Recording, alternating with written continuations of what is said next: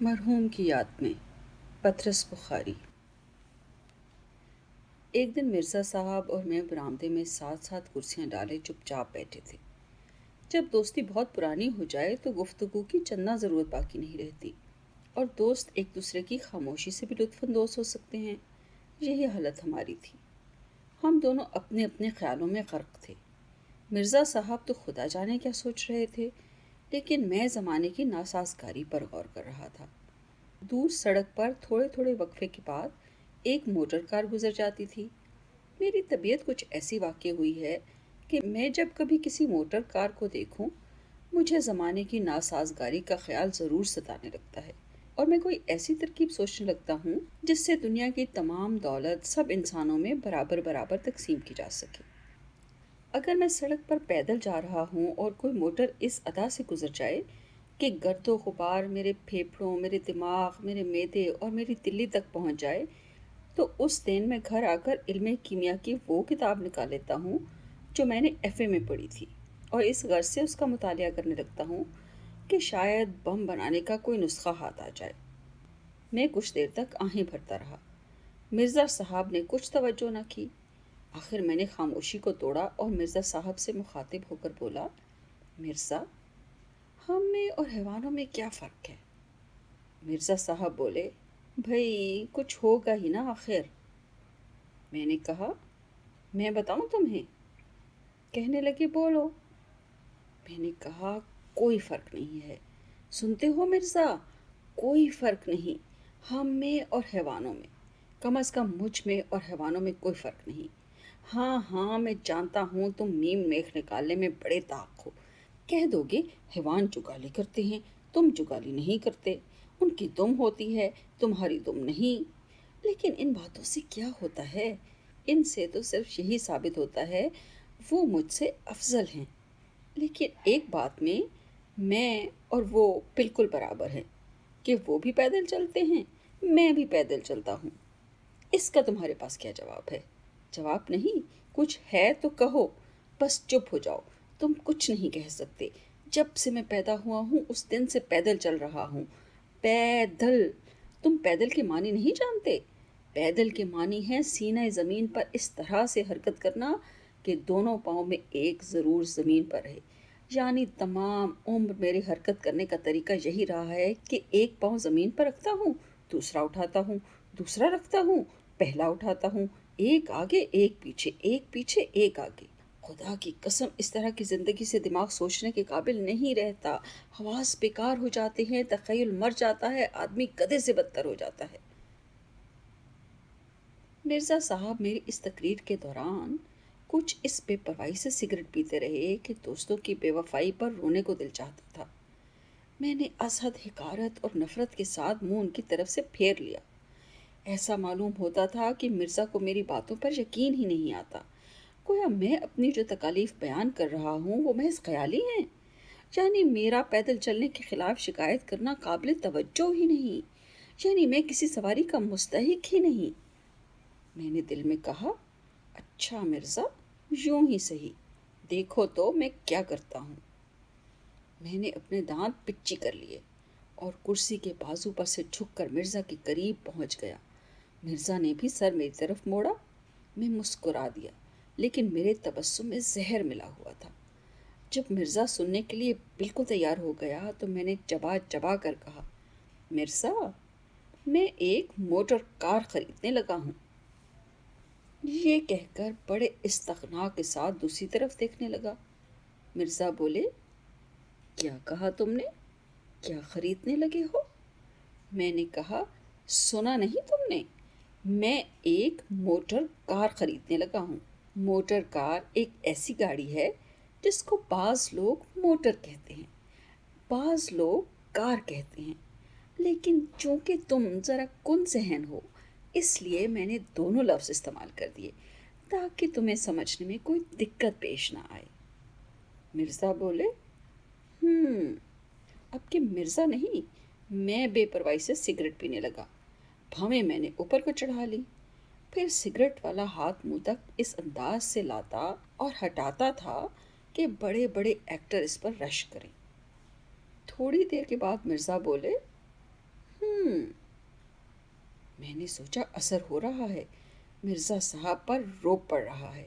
میں چاہتا تھا مرزا کچھ بولے تاکہ مجھے معلوم ہو کہاں تک مروب ہوا ہے، لیکن مرزا نے پھر کہا ہم میں نے کہا مرزا، جہاں تک مجھے معلوم ہے تم نے اسکول اور کالج اور گھر پر 2-3 زبانیں سیکھی ہیں، اور اس کے علاوہ تمہیں کئی ایسے الفاظ بھی آتے ہیں جو کسی اسکول یا کالج یا شریف گھرانے میں نہیں بولے جاتے۔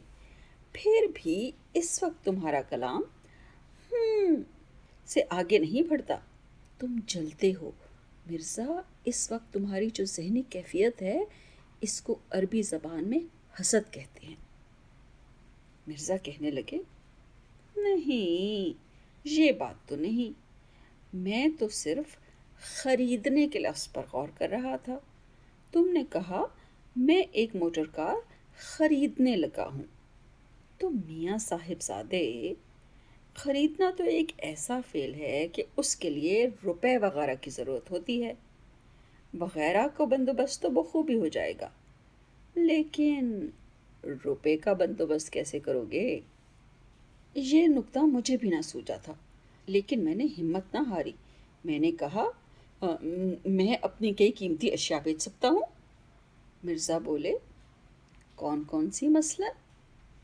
میں نے کہا ایک تو میں سگریٹ کیس بیچ ڈالوں گا۔ مرزا کہنے لگے چلو 10 آنے تو یہ ہو گئے، باقی 2,500-3,000 کا انتظام بھی اسی طرح ہو جائے تو سب کام ٹھیک ہو جائے گا۔ اس کے بعد ضروری یہی معلوم ہوا کہ گفتگو کا سلسلہ کچھ دیر کے لیے روک دیا جائے، چنانچہ میں مرزا سے بیزار ہو کر خاموش ہو رہا۔ یہ بات سمجھ میں نہ آئی کہ لوگ روپیہ کہاں سے لاتے ہیں۔ بہت سوچا، آخر اس نتیجے پر پہنچا کہ لوگ چوری کرتے ہیں۔ اس سے ایک گنا اطمینان ہوا۔ مرزا بولے میں تمہیں ایک ترکیب بتاؤں، ایک بائیسیکل لے لو۔ میں نے کہا وہ روپے کا مسئلہ تو پھر بھی جوں کا توں رہا۔ کہنے لگے مفت۔ میں نے حیران ہو کر پوچھا مفت؟ وہ کیسے؟ کہنے لگے مفتی سمجھو، آخر دوست سے قیمت لینا بھی کہاں کی شرافت ہے، البتہ تم ہی احسان قبول کرنا گوارا نہ کرو تو اور بات ہے۔ ایسے موقع پر جو ہنسی میں ہنستا ہوں اس میں معصوم بچے کی مسرت، جوانی کی خوش دلی، ابلتے ہوئے فواروں کی موسیقی اور بلبلوں کا نغمہ سب ایک دوسرے کے ساتھ ملے ہوتے ہیں۔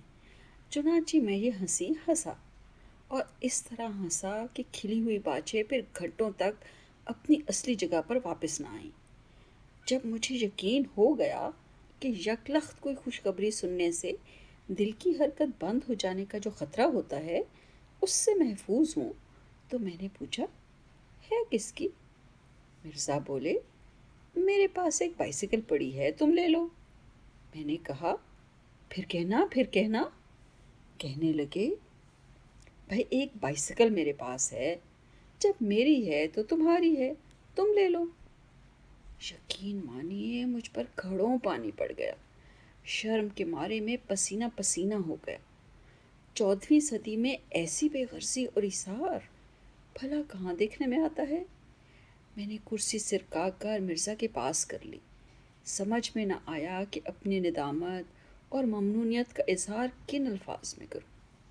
میں نے کہا مرزا صاحب، سب سے پہلے تو میں اس گستاخی اور دوستی اور بے ادبی کے لیے معافی مانگتا ہوں جو ابھی ابھی میں نے تمہارے ساتھ گفتگو میں روا رکھی۔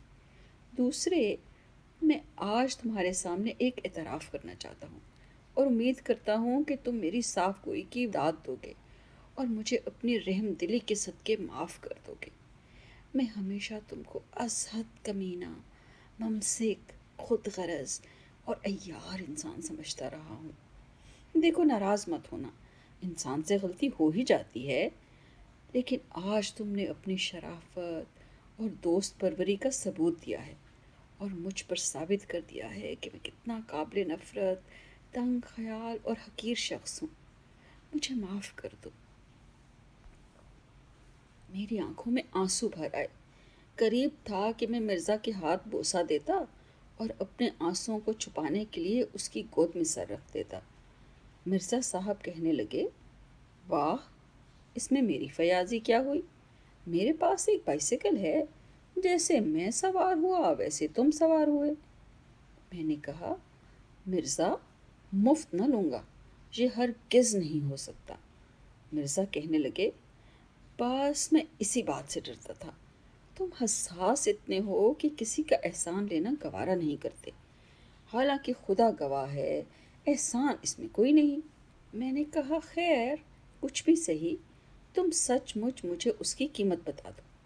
مرزا بولے، قیمت کا ذکر کر کے تم گویا مجھے کانٹوں میں گھسیٹتے ہو، اور جس قیمت پر میں نے خریدی تھی وہ تو بہت زیادہ تھی، اور اب تو اتنے کی رہی بھی نہیں۔ میں نے پوچھا، تم نے کتنے میں خریدی تھی؟ کہنے لگے، میں نے 250 میں لی تھی، لیکن اس زمانے میں بائیسکلوں کا رواج ذرا کم تھا، اس لیے قیمتیں ذرا زیادہ تھیں۔ میں نے کہا، کیا بہت پرانی ہے؟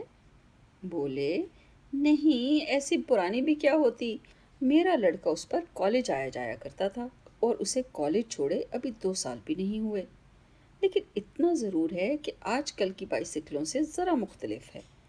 آج کل تو بائیسکلیں ٹین کی بنتی ہیں، جنہیں کالج کے سر پھرے لونڈے سستی سمجھ کر خرید لیتے ہیں۔ پرانی بائیسکلوں کے ڈھانچے مضبوط ہوا کرتے تھے۔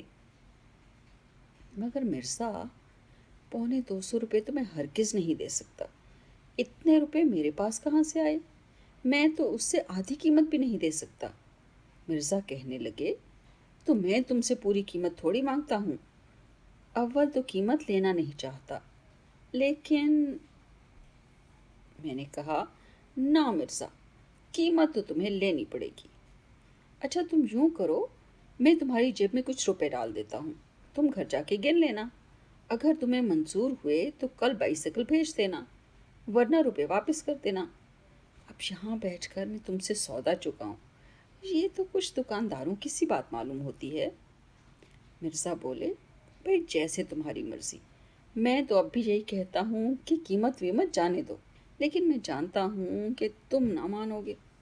میں اٹھ کر اندر کمرے میں آیا۔ میں نے سوچا، استعمال شدہ چیزوں کے لوگ عام طور پر آدھی قیمت دیتے ہیں، لیکن جب میں نے مرزا سے کہا تھا کہ میں تو آدھی قیمت بھی نہیں دے سکتا، تو مرزا اس پر معترض نہ ہوا تھا۔ وہ بیچارہ تو بلکہ یہی کہتا تھا کہ تم مفت ہی لے لو۔ لیکن مفت میں کیسے لے لوں؟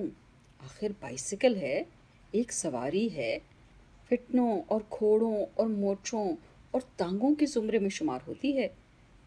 بکس کھولا تو معلوم ہوا کہ ہست و بود کل 46 روپے ہیں۔ 46 روپے تو کچھ ٹھیک رقم نہیں ہے، 45 یا 50 ہوں جب بھی بات ہے، 50 تو ہو نہیں سکتے، اور اگر 45 ہی دینے ہیں تو 40 کیوں نہ دیے جائیں؟ جن رقموں کے آخر میں صفر آتا ہے وہ رقمیں کچھ زیادہ معقول معلوم ہوتی ہیں۔ بس ٹھیک ہے، 40 روپے دے دوں گا، خدا کرے مرزا قبول کر لے۔ باہر آیا، 40 روپے مٹھی میں بند کر کے میں نے مرزا کی جیب میں ڈال دیے اور کہا، مرزا، اس کو قیمت نہ سمجھنا، لیکن اگر ایک مفلس دوست کی حقیر سی رقم منظور کرنا تمہیں اپنی توہین معلوم نہ ہو تو کل بائیسکل بھجوا دینا۔ مرزا چلنے لگے تو میں نے پھر کہا، مرزا، کل ضرور صبح ہی صبح بھجوا دینا۔ رخصت ہونے سے پہلے میں نے پھر ایک دفعہ کہا، کل صبح 8-9 بجے تک پہنچ جائے، دیر نہ کر دینا، خدا حافظ۔ اور دیکھو مرزا، میرے تھوڑے سے روپوں کو بھی بہت زیادہ سمجھنا، خدا حافظ۔ اور تمہارا بہت بہت شکریہ، میں تمہارا بہت ممنون ہوں، اور میری گستاخی معاف کر دینا، دیکھو نا کبھی کبھی یوں ہی بے تکلفی میں۔ کل صبح 8-9 بجے تک ضرور، خدا حافظ۔ مرزا کہنے لگے، ذرا اس کو جھاڑ پونچھ لینا اور تیل وغیرہ ڈلوا لینا، میرے نوکر کو فرصت ہوئی تو خود ہی ڈلوا دوں گا، ورنہ تم خود ہی ڈلوا لینا۔ میں نے کہا، ہاں ہاں وہ سب کچھ ہو جائے گا، تم کل بھیج دینا، اور دیکھنا 8 بجے تک یا 7:30 بجے تک پہنچ جائے۔ اچھا، خدا حافظ۔ رات کو بستر پر لیٹا تو بائیسکل پر سیر کرنے کے مختلف پروگرام تجویز کرتا رہا۔ یہ ارادہ تو پختہ کر لیا کہ 2-3 دن کے اندر اندر ارد گرد کی تمام مشہور تاریخی عمارات اور کھنڈروں کو نئے سرے سے دیکھ ڈالوں گا۔ اس کے بعد اگلے گرمی کے موسم میں ہو سکا تو بائیسیکل پر کشمیر وغیرہ کی سیر کروں گا۔ صبح صبح کی ہوا خوری کے لیے ہر روز نہر تک جایا کروں گا۔ شام کو ٹھنڈی سڑک پر جہاں اور لوگ سیر کو نکلیں گے، میں بھی سڑک کی صاف شفاف سطح پر ہلکے ہلکے خاموشی کے ساتھ ہاتھی دانت کی ایک گیند کی مانند گزر جاؤں گا۔ ڈوبتے ہوئے آفتاب کی روشنی بائیسیکل کے چمکیلے حصوں پر پڑے گی تو بائیسیکل جگمگا اٹھے گی اور ایسا معلوم ہوگا جیسے ایک راج ہنس زمین کے ساتھ ساتھ اڑ رہا ہے۔ وہ مسکراہٹ جس کا میں اوپر ذکر کر چکا ہوں ابھی تک میرے ہونٹوں پر کھیل رہی تھی۔ بارہا دل چاہا کہ ابھی بھاگ کر جاؤں اور اسی وقت مرزا کو گلے لگا لوں۔ رات کو خواب میں دعائیں مانگتا رہا کہ خدایا مرزا بائیسیکل دینے پر رضامند ہو جائے۔ صبح اٹھا تو اٹھنے کے ساتھ ہی نوکر نے یہ خوشخبری سنائی کہ حضور وہ بائیسیکل آ گئی ہے۔ میں نے کہا اتنی سویرے؟ نوکر نے کہا وہ تو رات ہی کو آ گئی تھی، آپ سو گئے تھے، میں نے جگانا مناسب نہ سمجھا، اور ساتھ ہی مرزا صاحب کا آدمی یہ ڈھبریاں کسنے کا ایک اوزار بھی دے گیا ہے۔ میں حیران تو ہوا کہ مرزا صاحب نے سائیکل بھجوا دینے میں اس قدر عجلت سے کیوں کام لیا، لیکن اس نتیجے پر پہنچا کہ آدمی نہایت شریف اور دیانتدار ہیں۔ روپے لے لیے تھے تو بائیسیکل کیوں روک رکھتے؟ نوکر سے کہا دیکھو یہ اوزار یہیں چھوڑ جاؤ، اور دیکھو بائیسیکل کو کسی کپڑے سے خوب اچھی طرح جھاڑو، اور یہ موڑ پر جو بائیسیکلوں والا بیٹھتا ہے اس سے جا کر بائیسیکل میں ڈالنے کا تیل لے آؤ، اور دیکھو ابے بھاگا کہاں جا رہا ہے، ہم ضروری بات تم سے کہہ رہے ہیں۔ بائیسیکل ویل سے تیل کی ایک کپی بھی لے آنا، اور جہاں جہاں تیل دینے کی جگہ ہے وہاں تیل دے دینا، اور بائیسیکل والے سے کہنا کہ کوئی گھٹیا سا تیل نہ دے دے جس سے تمام پرزے ہی خراب ہو جائیں۔ بائیسیکل کے پرزے بڑے نازک ہوتے ہیں، اور بائیسیکل باہر نکال رکھو، ہم ابھی کپڑے پہن کر آتے ہیں، ہم ذرا سیر کو جا رہے ہیں، اور دیکھو صاف کر دینا، اور بہت زور زور سے کپڑا مت رگڑنا، بائیسیکل کا پالش گھس جاتا ہے۔ جلدی جلدی چائے پی، غسل خانے میں بڑے جوش و خروش کے ساتھ چل چل چنبیلی باغ میں گاتا رہا۔ اس کے بعد کپڑے بدلے، اوزار کو جیب میں ڈالا اور کمرے سے باہر نکلا۔ برآمدے میں آیا تو برآمدے کے ساتھ ہی ایک عجیب و غریب مشین پر نظر پڑی۔ ٹھیک طرح پہچان نہ سکا کہ کیا چیز ہے۔ نوکر سے دریافت کیا کیوں بے یہ کیا چیز ہے؟ نوکر بولا حضور یہ بائیسیکل ہے۔ میں نے کہا بائیسیکل؟ کس کی بائیسیکل؟ کہنے لگا مرزا صاحب نے بھجوائی ہے آپ کے لیے۔ میں نے کہا اور جو بائیسیکل رات کو انہوں نے بھیجی تھی وہ کہاں ہے؟ کہنے لگا یہی تو ہے۔ میں نے کہا کیا بکتا ہے؟ جو بائیسیکل مرزا صاحب نے کل رات کو بھیجی تھی وہ بائیسیکل یہی ہے؟ کہنے لگا جی ہاں۔ میں نے کہا اچھا، اور پھر اسے دیکھنے لگا۔ اس کو صاف کیوں نہیں کیا؟ اس کو 2-3 دفعہ صاف کیا ہے۔ تو یہ میلی کیوں ہے؟ نوکر نے اس کا جواب دینا شاید مناسب نہ سمجھا۔ اور تیل لایا؟ ہاں حضور لایا ہوں۔ دیا؟ حضور وہ تیل دینے کے چھید ہوتے ہیں وہ نہیں ملتے۔ کیا وجہ؟ حضور دھروں پہ میل اور زنگ جمع ہے، وہ سوراخ کہیں بیچ ہی میں دب دبا گئے ہیں۔ رفتہ رفتہ میں اس چیز کے قریب آیا جس کو میرا نوکر بائیسیکل بتا رہا تھا۔ اس کے مختلف پرزوں پر غور کیا تو اتنا تو ثابت ہو گیا کہ یہ بائیسیکل ہے، لیکن مجمل ہیئت سے یہ صاف ظاہر تھا کہ ہل اور رہٹ اور چرخہ اور اسی طرح کی اور ایجادات سے پہلے کی بنی ہوئی ہے۔ پہیے کو گھما گھما کر وہ سوراخ تلاش کیا جہاں کسی زمانے میں تیل دیا جاتا تھا، لیکن اب اس سوراخ میں سے آمد و رفت کا سلسلہ بند تھا۔ چنانچہ نوکر بولا حضور وہ تیل تو سب ادھر ادھر بہہ جاتا ہے، بیچ میں تو جاتا ہی نہیں۔ میں نے کہا اچھا اوپر ہی اوپر ڈال دو، یہ بھی مفید ہوتا ہے۔ آخر کار بائیسیکل پر سوار ہوا۔ پہلا ہی پاؤں چلایا تو ایسا معلوم ہوا جیسے کوئی مردہ اپنی ہڈیاں چٹکھا چٹکھا کر اپنی مرضی کے خلاف زندہ ہو رہا ہے۔ گھر سے نکلتے ہی کچھ تھوڑی سی اترائی تھی، اس پر بائیسیکل خود بخود چلنے لگی، لیکن اس رفتار سے جیسے تارکول زمین پر بہتا ہے، اور ساتھ ہی مختلف حصوں سے طرح طرح کی آوازیں برآمد ہونا شروع ہوئیں۔ ان آوازوں کے مختلف گروہ تھے۔ چیں چاں چوں کی قسم کی آوازیں زیادہ تر گدی کے نیچے اور پچھلے پہیے سے نکلتی تھیں۔ کھٹ کھڑڑ کھڑڑ کی قبیل کی آوازیں مڈ گارڈوں سے آتی تھیں۔ چر چرخ کی قسم کے سر زنجیر اور پیڈل سے نکلتے تھے۔ زنجیر ڈھیلی ڈھیلی تھی۔ میں جب کبھی پیڈل پر زور ڈالتا تھا، زنجیر میں ایک انگڑائی سی پیدا ہوتی تھی جس سے وہ تن جاتی تھی اور چڑچڑ بولنے لگتی تھی اور پھر ڈھیلی ہو جاتی تھی۔ پچھلا پہیا گھومنے کے علاوہ جھومتا بھی تھا، یعنی ایک تو آگے کو چلتا تھا اور اس کے علاوہ داہنے سے بائیں اور بائیں سے داہنے کو بھی حرکت کرتا تھا۔ چنانچہ سڑک پر جو نشان پڑ جاتا تھا اس کو دیکھ کر ایسا معلوم ہوتا تھا جیسے کوئی مخمور سانپ لہرا کر نکل گیا ہے۔ مڈ گارڈ تھے تو صحیح، لیکن پہیوں کے عین اوپر نہ تھے۔ ان کا فائدہ صرف یہ معلوم ہوتا تھا کہ انسان شمال کی سمت سیر کرنے کو نکلے اور آفتاب مغرب میں غروب ہو رہا ہو تو مڈ گارڈوں کی بدولت ٹائر دھوپ سے بچے رہیں گے۔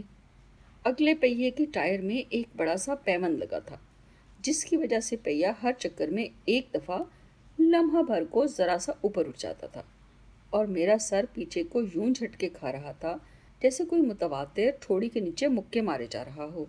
پچھلے اور اگلے پہیے کو ملا کے چوں چوں پھٹ کی صدا نکل رہی تھی۔ جب اتار پر بائیسیکل ذرا تیز ہوئی تو فضا میں ایک بھونچال سا آ گیا اور بائیسیکل کے کئی اور پرزے جو اب تک سو رہے تھے بیدار ہو کر گویا ہوئے۔ ادھر ادھر کے لوگ چونکے، ماؤں نے بچوں کو اپنے سینے سے لگا لیا۔ کھڑڑ کھڑڑ کے بیچ میں پہیوں کی آواز جدا سنائی دے رہی تھی، لیکن چونکہ بائیسیکل اب پہلے سے تیز تھی اس لیے چوں چوں پھٹ کی آواز نے اب چچوں پھٹ کی صورت اختیار کر لی تھی۔ تمام سائیکل کسی ادق افریقی زبان کی گردانیں دہرا رہی تھی۔ اس قدر تیز رفتاری بائیسیکل کی تبِ نازک پر گراں گزری، چنانچہ اس میں یک لخت دو تبدیلیاں واقع ہوئیں۔ ایک تو ہینڈل ایک طرف کو مڑ گیا، جس کا نتیجہ یہ ہوا کہ میں جا تو سامنے کو رہا تھا لیکن میرا تمام جسم بائیں طرف کو مڑا ہوا تھا۔ اس کے علاوہ بائیسیکل کی گدی دفعتاً 6 انچ کے قریب نیچے بیٹھ گئی۔ چنانچہ جب پیڈل چلانے کے لیے میں ٹانگیں اوپر نیچے کر رہا تھا تو میرے گھٹنے میری ٹھوڑی تک پہنچ جاتے تھے۔ کمر دوہری ہو کر باہر کو نکلی ہوئی تھی اور ساتھ ہی اگلے پہیے کی اٹکیلیوں کی وجہ سے سر برابر جھٹکے کھا رہا تھا۔ گدی کا نیچے ہو جانا از حد تکلیف دہ ثابت ہوا، اس لیے میں نے مناسب یہی سمجھا کہ اس کو ٹھیک کر لوں۔ چنانچہ میں نے بائیسیکل کو ٹھہرا لیا اور نیچے اترا۔ بائیسیکل کے ٹھہر جانے سے یک لخت جیسے دنیا میں ایک خاموشی سی چھا گئی۔ ایسا معلوم ہوا جیسے میں کسی ریل کے اسٹیشن سے نکل کر باہر آ گیا ہوں۔ جیب سے میں نے اوزار نکالا، گدی کو اونچا کیا، کچھ ہینڈل کو ٹھیک کیا اور دوبارہ سوار ہو گیا۔ 10 قدم بھی چلنے نہ پایا تھا کہ اب کی ہینڈل یک لخت نیچے ہو گیا، اتنا کہ گدی اب ہینڈل سے کوئی فٹ بھر اونچی تھی۔ میرا تمام جسم آگے کو جھکا ہوا تھا، تمام بوجھ دونوں ہاتھوں پر تھا جو ہینڈل پر رکھے تھے اور برابر جھٹکے کھا رہے تھے۔ آپ میری حالت کو تصور کریں تو آپ کو معلوم ہوگا کہ میں دور سے ایسا معلوم ہو رہا تھا جیسے کوئی عورت آٹا گوندھ رہی ہو۔ مجھے اس مشابہت کا احساس بہت تیز تھا جس کی وجہ سے میرے ماتھے پر پسینہ آ گیا۔ میں دائیں بائیں لوگوں کو کنکھیوں سے دیکھتا جا رہا تھا، یوں تو ہر شخص میل بھر پہلے ہی مڑ مڑ کر دیکھنے لگتا تھا، لیکن ان میں سے کوئی بھی ایسا نہ تھا جس کے لیے میری مصیبت ضیافت تباہ کا باعث نہ ہو۔ ہینڈل تو نیچے ہو ہی گیا تھا، تھوڑی دیر کے بعد گدی بھی پھر نیچے ہو گئی اور میں ہمہ تن زمین کے قریب پہنچ گیا۔ ایک لڑکے نے کہا، دیکھو یہ آدمی کیا کر رہا ہے، گویا اس بدتمیز کے نزدیک میں کوئی کرتب دکھا رہا تھا۔ میں نے اتر کر پھر ہینڈل اور گدی کو اونچا کیا، لیکن تھوڑی دیر کے بعد ان میں سے ایک نہ ایک پھر نیچا ہو جاتا۔ وہ لمحے جن کے دوران میں میرے ہاتھ اور میرا جسم دونوں ہی بلندی پر واقع ہوں بہت ہی کم تھے، اور ان میں بھی میں یہی سوچتا رہتا تھا کہ اب کی گدی پہلے بیٹھے گی یا ہینڈل۔ چنانچہ نڈر ہو کر نہ بیٹھتا بلکہ جسم کو گدی سے قدرے اوپر ہی رکھتا، لیکن اس سے ہینڈل پر اتنا بوجھ پڑ جاتا کہ وہ نیچا ہو جاتا۔ جب 2 میل گزر گئے اور بائیسیکل کی اٹھک بیٹھک نے ایک مقرر باقاعدگی اختیار کر لی تو فیصلہ کیا کہ کسی مستری سے پیچ کسوا لینے چاہئیں۔ چنانچہ بائیسیکل کو ایک دکان پر لے گیا۔ बाइसिकल की खड़ड़ खड़ड़ से दुकान में जितने लोग काम कर रहे थे सब के सब सर उठाकर मेरी तरफ देखने लगे। मैंने जी कड़ा करके कहा, ज़रा इसकी मरम्मत कर दीजिए। एक मिस्त्री आगे बढ़ा। लोहे की एक सुलाख उसके हाथ में थी जिससे उसने मुख्तलिफ हिस्सों को बड़ी बेदर्दी से ठोक बजा कर देखा। मालूम होता था उसने बड़ी तेज़ी के साथ सब हालात का अंदाज़ा लगा लिया है, लेकिन फिर भी मुझसे पूछने लगा, किस किस पुर्जे की मरम्मत कराइएगा। मैंने कहा, बड़े गुस्ताख हो तुम, देखते नहीं कि सिर्फ हैंडल और गद्दी को ज़रा ऊंचा करके कसवाना है, बस और क्या। इनको मेहरबानी करके फ़ौरन ठीक कर दो और बताओ कितने पैसे हुए। मिस्त्री ने कहा, मडगार्ड भी ना ठीक कर दूं। मैंने कहा, हाँ वो भी ठीक कर दो। कहने लगा, अगर आप बाकी चीज़ें भी ठीक करा लें तो अच्छा हो। मैंने कहा, अच्छा कर दो। बोला, यूं थोड़ा हो सकता है, 10-15 दिन का काम है, आप उसे हमारे पास छोड़ जाइए। और पैसे कितने लोगे। कहने लगा, बस 40 रुपये लगेंगे। हमने कहा, बस जी, जो काम तुमसे कहा है कर दो और बाकी हमारे मामलात में दखल मत दो। थोड़ी देर में हैंडल और गद्दी फिर ऊंची करके कस दी गई। मैं चलने लगा तो मिस्त्री ने कहा, मैंने कस तो दिया है लेकिन पेच सब खिसे हुए हैं, अभी थोड़ी देर में फिर ढीले हो जाएंगे। मैंने कहा, बदतमीज़ कहीं का, तो 2 आने पैसे मुफ्त में ले लिए। बोला, जनाब आपको बाइसिकल भी तो मुफ्त में मिली होगी, ये आपके दोस्त मिर्ज़ा साहब की है ना। लल्लू, ये वही बाइसिकल है जो पिछले साल मिर्ज़ा साहब यहाँ बेचने को लाए थे, पहचानी तुमने। भाई सदियाँ ही गुजर गईं, लेकिन इस बाइसिकल की ख़ता माफ़ होने में नहीं आती। मैंने कहा, वाह, मिर्ज़ा साहब के लड़के उस पर कॉलेज आया जाया करते थे, उनको भी कॉलेज छोड़े 2 साल भी नहीं हुए।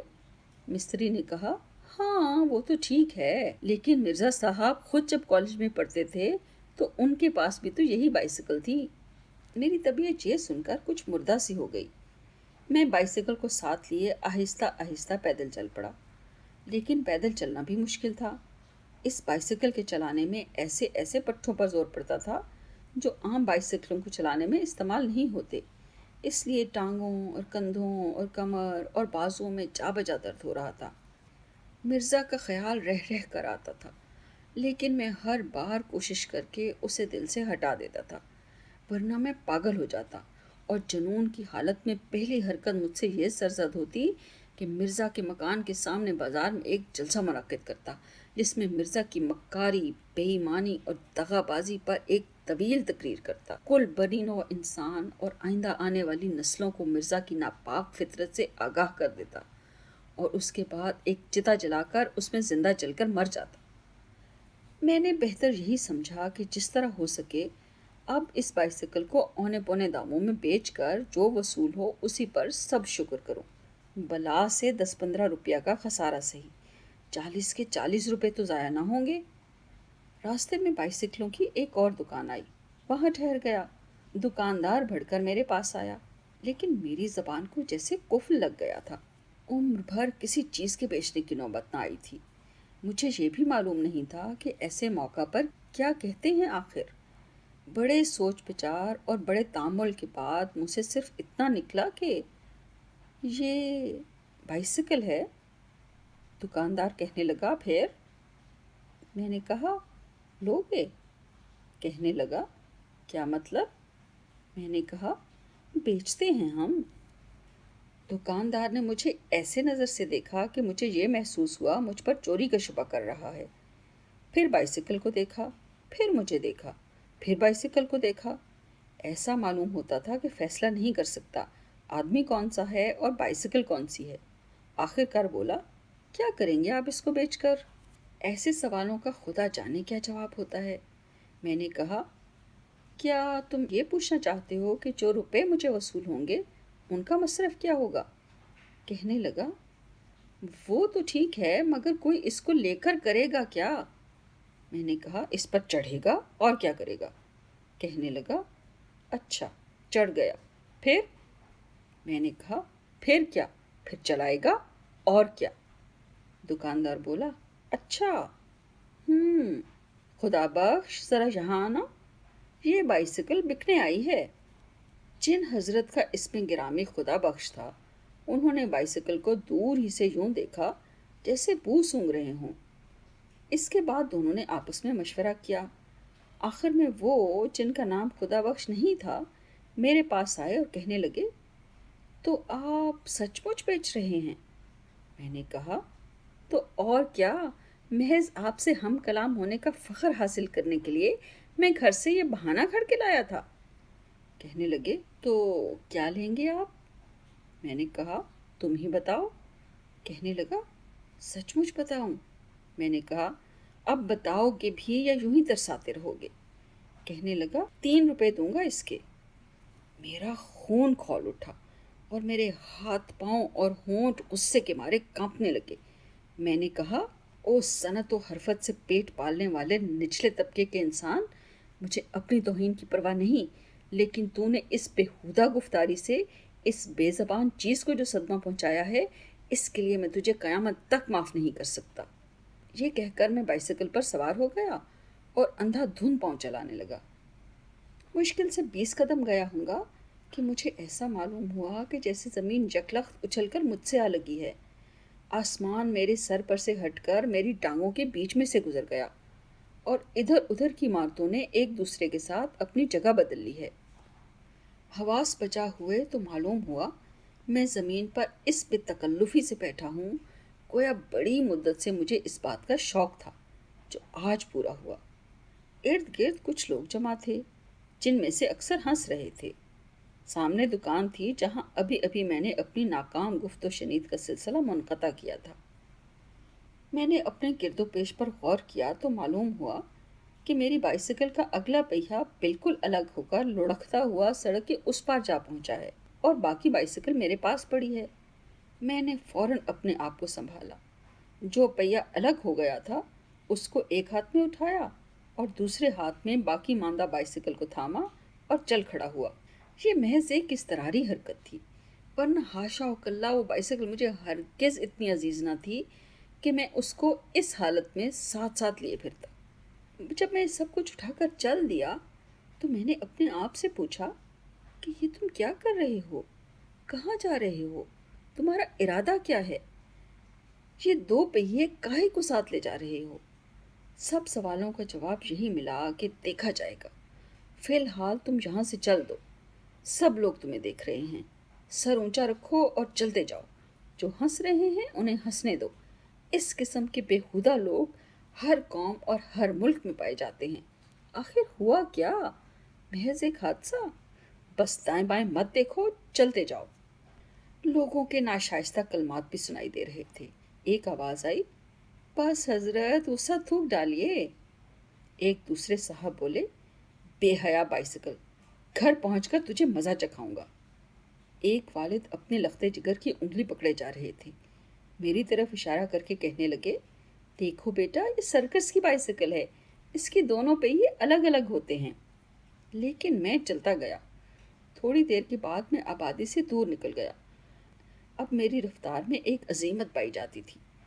میرا دل جو کئی گھنٹوں سے ایک کشمکش میں پیچ و تاب کھا رہا تھا، اب بہت ہلکا ہو گیا تھا۔ میں چلتا گیا، حتیٰ کہ دریا پر جا پہنچا۔ پل کے اوپر کھڑے ہو کر میں نے دونوں پہیوں کو ایک ایک کر کے اس بے پرواہی کے ساتھ دریا میں پھینک دیا جیسے کوئی لیٹر باکس میں خط ڈالتا ہے، اور واپس شہر کو روانہ ہو گیا۔ سب سے پہلے مرزا کے گھر گیا۔ دروازہ کھٹکھٹایا۔ مرزا بولے، اندر آ جاؤ۔ میں نے کہا، آپ ذرا باہر تشریف لائیے، میں آپ جیسے خدا رسیدہ بزرگ کے گھر میں وضو کیے بغیر کیسے داخل ہو سکتا ہوں؟ باہر تشریف لائے تو میں نے وہ اوزار ان کی خدمت میں پیش کیا جو انہوں نے بائسیکل کے ساتھ مفت ہی مجھ کو عنایت فرمایا تھا، اور کہا، مرزا صاحب، آپ ہی اس اوزار سے شوق فرمایا کیجیے، میں اب اس سے بے نیاز ہو چکا ہوں۔ گھر پہنچ کر میں نے پھر علم کیمیا کی اس کتاب کا مطالعہ شروع کیا جو میں نے ایف اے میں پڑھی تھی۔